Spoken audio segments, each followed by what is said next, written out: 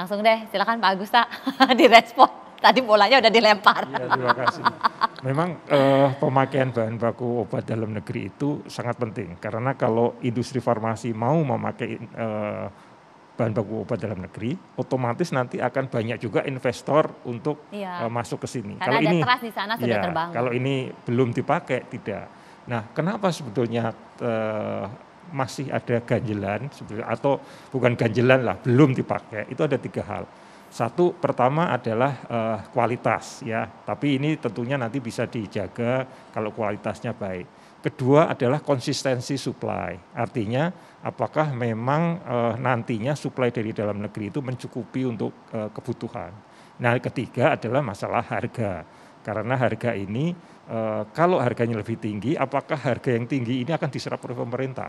Ya, kalau harganya tinggi, kemudian pakai lelang kan agak susah. Nah, ini memang harus ada etiket insentif bahwa memang kalau pakai industri dalam negeri ada disparitas harga, awalnya boleh. Karena itu tadi masalah skala ekonomi. Nanti pelan-pelan setelah 5 tahun mungkin harganya akan turun kalau volumenya besar. Itu sebenarnya kuncinya. Kalau 3 hal ini bisa dijamin dengan instrumen atau apapun bantuannya, industri farmasi akan memakai bahan baku obat yang lokal. Kalau ini terjadi sehingga bahan baku obat lokalnya hidup, ini akan merangsang orang untuk investasi di bahan baku obat. Kalau ini nggak terjadi, ya bahan baku obatnya akan berhenti seperti sekarang. Tapi memang yang saya sampaikan, kalau kita mandiri bukan berarti semua bahan baku dibikin di dalam negeri. Karena ada 900 Mbak Brigita. Mungkin harus dipilih mana yang paling prioritas. Karena dengan demikian kita sudah bisa. Nah, ini saya dengar Kemenkes sudah nyusun sih ada 20 yang prioritas. Tinggal nanti kita pelaksanaannya. Harapan kami sih bisa bekerja sama dengan Kemenperin, dengan BRIN, sehingga produksi bahan baku obat itu bisa benar-benar terjadi dan dipakai. Sebelum ke Pak Hermawan, benar sudah ada prioritasnya yang mau didorong, Mas? Sudah ada memang Mbak Brigita. Jadi tadi yang saya sampaikan di awal, ada 24 BBO yang sudah bisa dibuat di dalam negeri, yang memang nanti kita lihat prioritas mana yang paling siap, itu yang mungkin kita nanti coba cari satu instrumen, ya apakah TKDN-nya kita naikkan threshold-nya atau apapun nanti bentuknya, itu yang nanti kita dorong agar bisa nanti ada sedikit unsur paksaan ya kepada industri formulasi obatnya untuk bisa menggunakan dari prioritas dari BBO tadi ditetapkan. Targetnya kapan sih itu nanti? Insya Allah kita mencoba karena kebetulan tahun depan itu akan ada mulai pembukaan lelang baru di JKN di akhir tahun 2022 dan ini kita coba kejar target tersebut. Kita lihat nanti kesiapan dari 24 tadi. Itu Mbak Brigita mungkin langkahnya. Tidak ada kabar gembira lah. Alkes.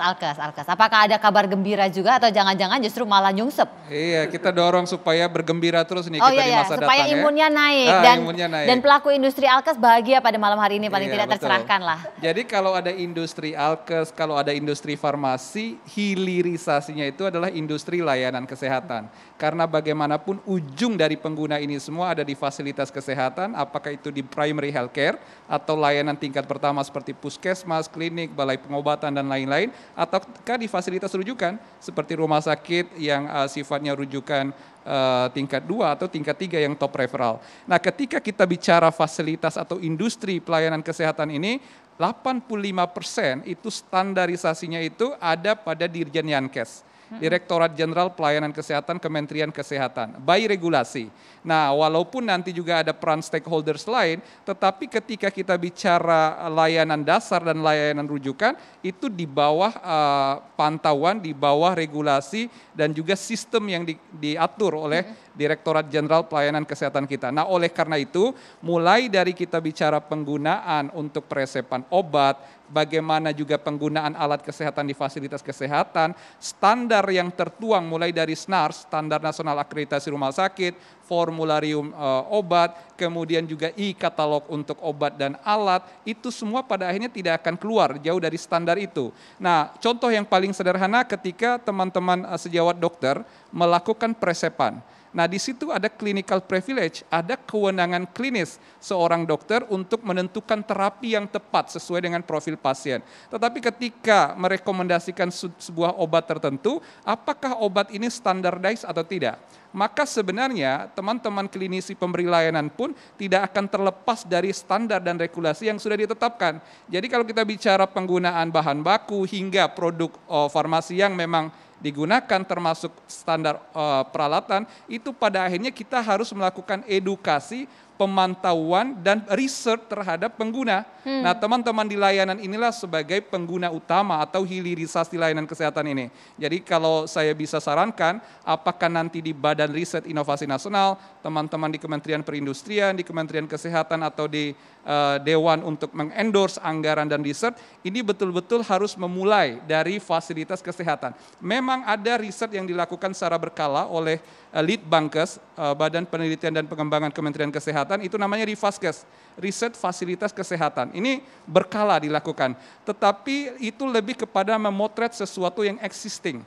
Nah, tetapi bagaimana menggali penggunaan dari semua entitas layanan ini, itu yang harus didorong agar betul-betul menjadi hilirisasi kemandirian bangsa. Kalau di sini sudah terkanalisasi, maka industri akan menjadi mudah, kita bicara farmasi maupun alat kesehatannya. Itu poin utamanya, Mbak Brigita. Jadi hilirisasi adalah kuncinya. Tapi bagaimana supaya hilirisasi ini paling tidak bisa terrealisasi dengan baik, terserap dengan rapi dan apik. Nah, bagaimana kemudian upaya sinergi yang bisa dilakukan agar paling tidak ada dalam tanda petik memaksa sedikit lah supaya paling tidak dipakai begitu. Sesaat lagi kita akan lanjutkan, tetaplah bersama kami.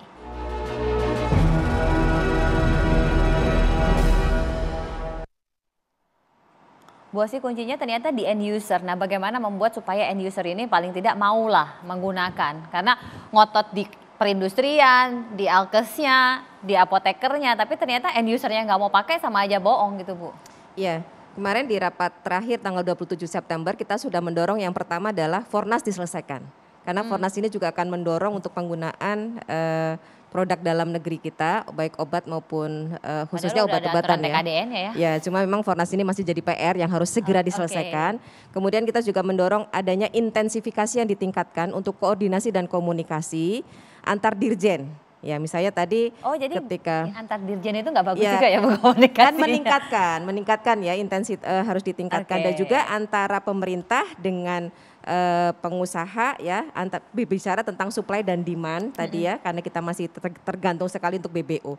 Yang ketiga, kita juga mendorong kemarin supaya dilakukan dorongan dari Kementerian Keuangan adanya insentif tadi yang seperti disampaikan oleh Pak Taufik, itu juga kita sudah masukkan di dalam kesimpulan rapat kita dari Kementerian Keuangan itu memberikan insentif baik itu yang bersikap fiskal maupun yang moneter terkait dengan kemandirian ini, mendorong kemandirian. Dan juga kita juga mendorong adanya reward ya kepada pengguna-pengguna nanti ya, sepertinya Fasiankes yang menggunakan produk dalam negeri ya, itu obat dalam negeri, alkes dalam negeri, harus dikasih reward juga di situ. Dan relaksasi regulasi.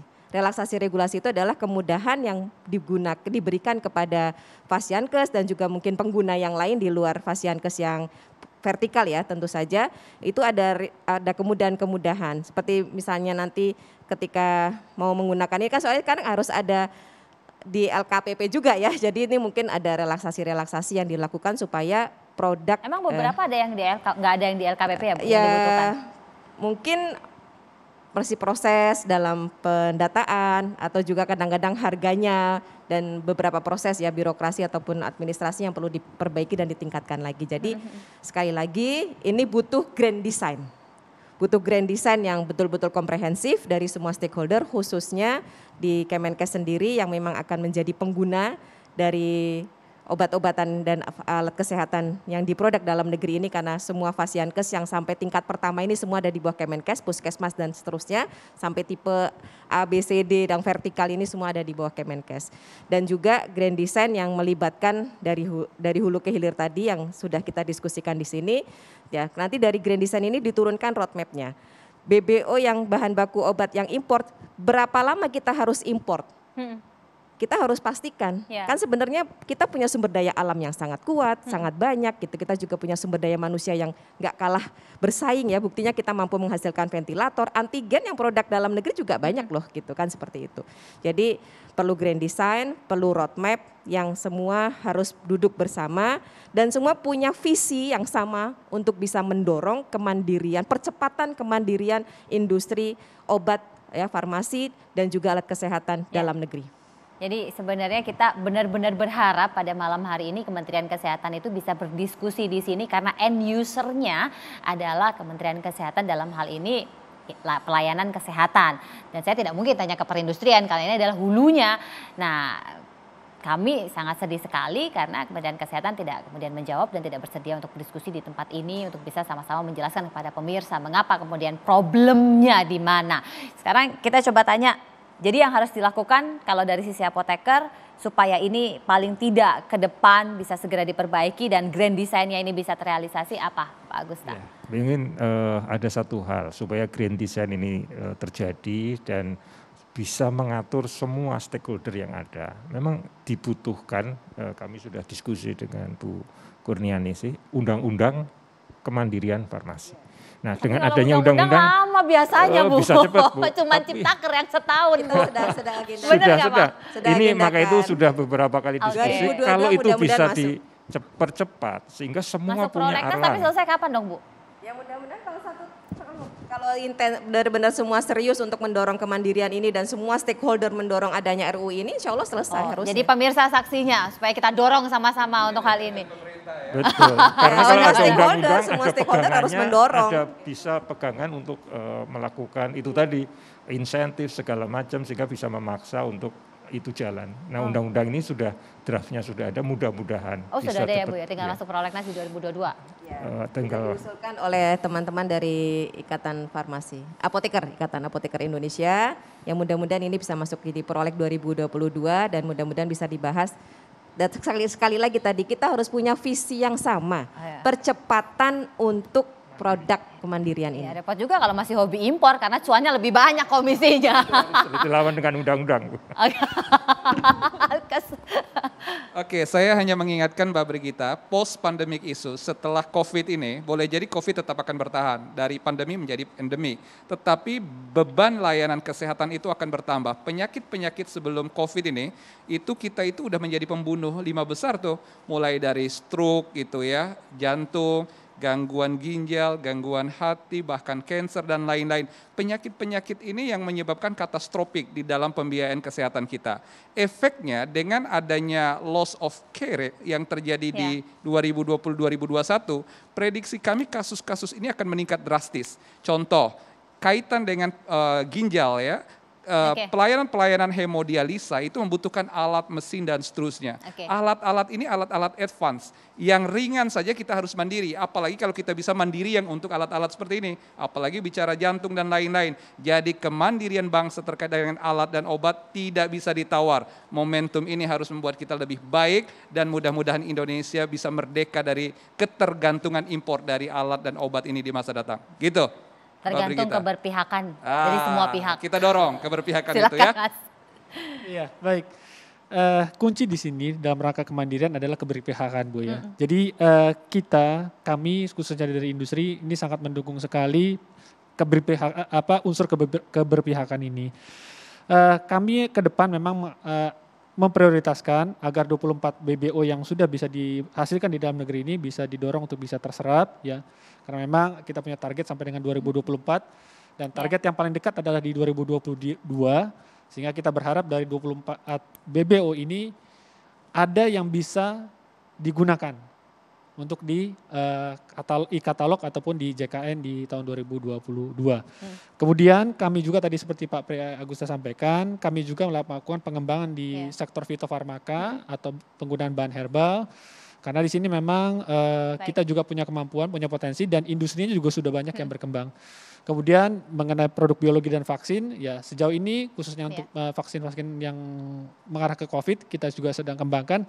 Dan kita berharap terhadap vaksin merah putih ini bisa muncul dan dalam waktu yang tidak lama lagi. Itu Baik. mungkin Mbak Brigita poinnya. Kita Makasih. sama-sama kawal ya pemirsa, mudah-mudahan benar-benar satu visi dan berpihak untuk rakyat demi kemandirian alat kesehatan dan juga farmasi industri kesehatan di Indonesia. Terima kasih Mas Muhammad Taufik, Bu Kurniasih Mufidayati, Pak Priagusta dan juga Mas Hermawan Saputra. Mudah-mudahan kita sama-sama kawal supaya ini bisa maju. Saya Brigita Manara pamit, selamat malam, sampai jumpa.